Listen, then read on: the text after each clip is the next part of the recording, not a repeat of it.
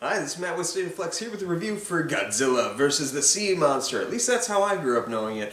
Evidently, it's also properly called Ebirah, Horror of the Deep.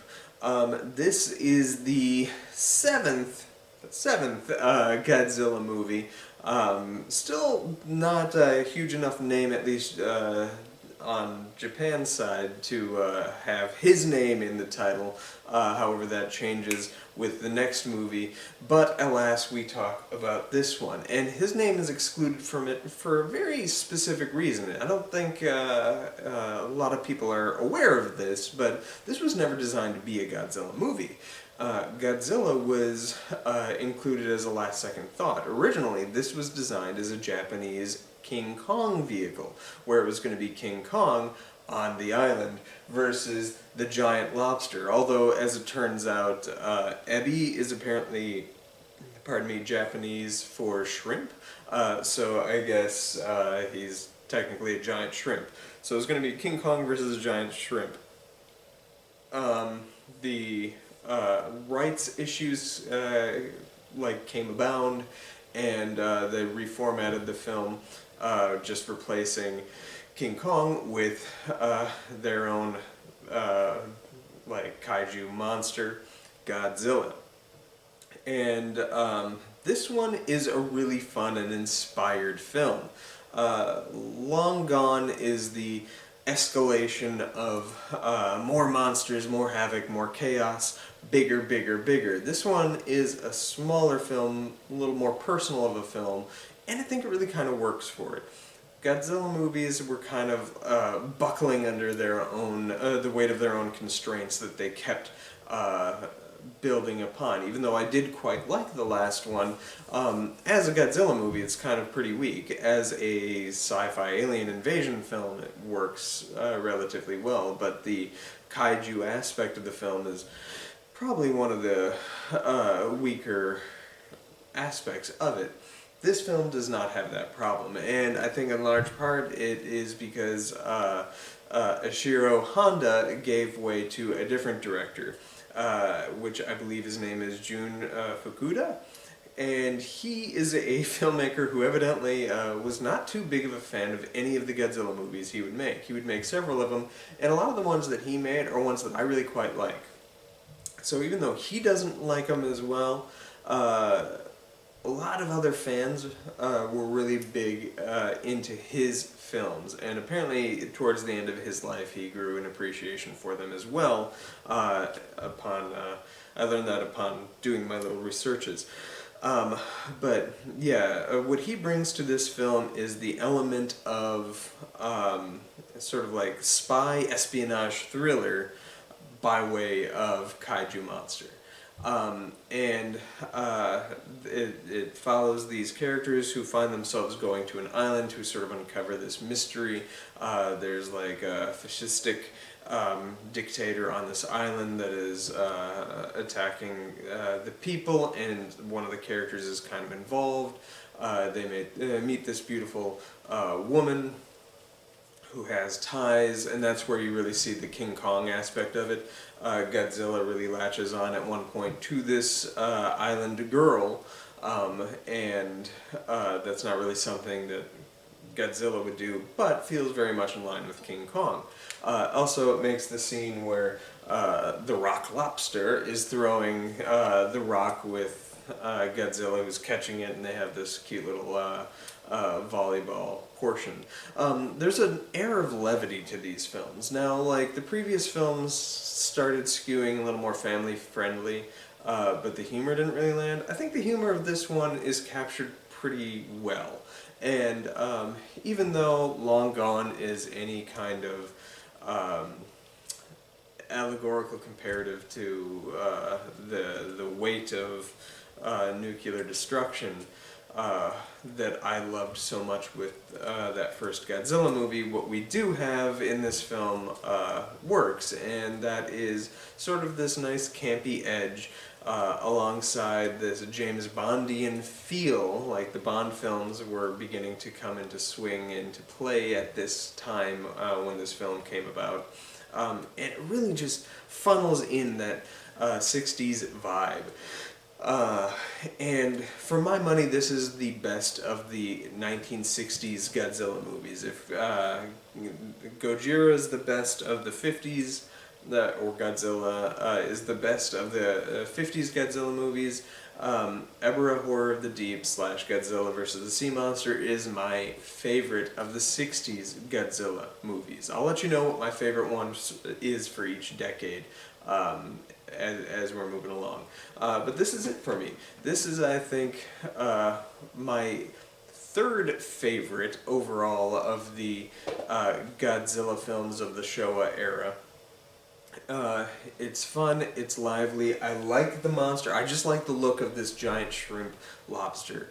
I like that he at one point just starts spearing people in the sea and then has them on his little thingy. That's pretty fun. I like the whole battle. The battle itself and the special effects in this movie are actually pretty good, and in all honesty, I feel like a step up from the previous couple of movies. And that's something that really worked for me. The suits, I think, look a little bit better, even though some of them are recycled from previous movies. I know the Mothra is supposedly recycled from Mothra vs. Godzilla, and there's a giant condor that is recycled. Rodan costume that's modified to look like a different beast. However, it does very distinctly also look like Rodan, just feathery. But Godzilla himself looks good in this film. I thought that Ebirah did as well. I liked the battle. The couple of times that Godzilla and Ebirah fight, I thought works. It's a long time before either Ebirah or Godzilla show up in this film, but both have dramatic entrances. I like when he first shows up. It's just like the little clippy claw in the beginning, but then when he has his full bodily reveal and he's spearing the people, like it works. It works as a giant monster.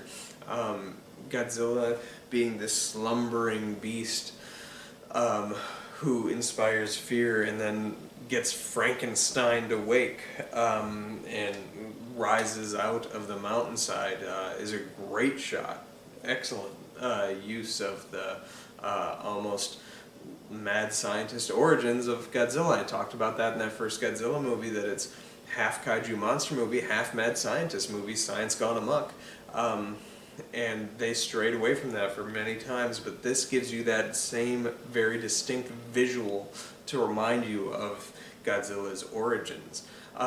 Also, it's not lost on me that King Kong is revived or granted his power through lightning strikes, so it makes sense that in the context of Kong as the original main character, it makes sense that the lightning is what gives him life. However, it does evoke that mad scientist origins to Godzilla. Anyway, I'm kind of rambling at this point. I think it's a good movie, it's a fun movie, it's funny. I like the use of Mothra in the couple scenes. Like, Mothra is essentially a wasted character, doesn't really do much outside of gets to be a Deus Ex Mothra, if you will, at the end of the film to get the characters out.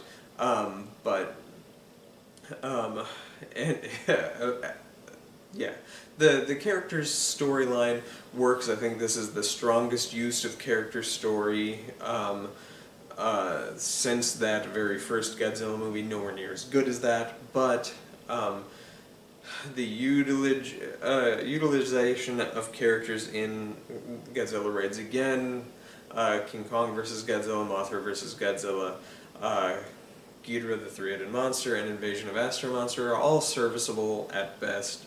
This one is along those same kind of lines, but you do find yourself invested in their little story, their scheme, how the characters kind of swing back and forth into the fold of the espionage storyline.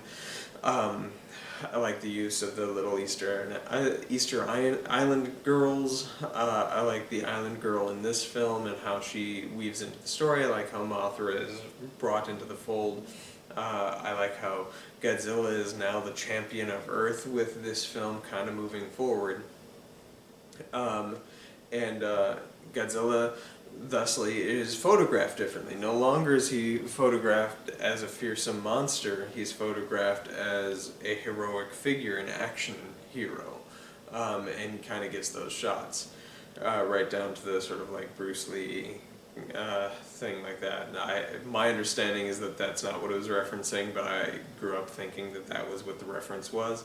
Turns out it's not. It's some reference to something that was popular in Japan at the time that has been lost in the mists of history to me. But yeah, this is a good film. I think it's a very strong 3-star film. This is one that I put on every now and then when I need to get my cool, fun Godzilla vibes. This has the most Godzilla that you will see in a Godzilla movie during the entire decade run of the 60s. So the Godzilla play in this and the Ebirah play in it is pretty strong. As I say, 3 stars. Next week we are going to be tackling Son of Godzilla, so we'll have some discussions there. But for a while anyway, we're saying goodbye to Mothra. We've spent a good amount of time with you, but it'll be weeks before we attend to you again. But there's much more Godzilla coming up soon. Thanks for watching, and let me know what you think of this. This one is kind of a polarizing one. Some people really don't like it. The humor doesn't play for them, and the espionage aspect doesn't really gel. But I think it works really well for me. Let me know what you think in the comments down below. Peace.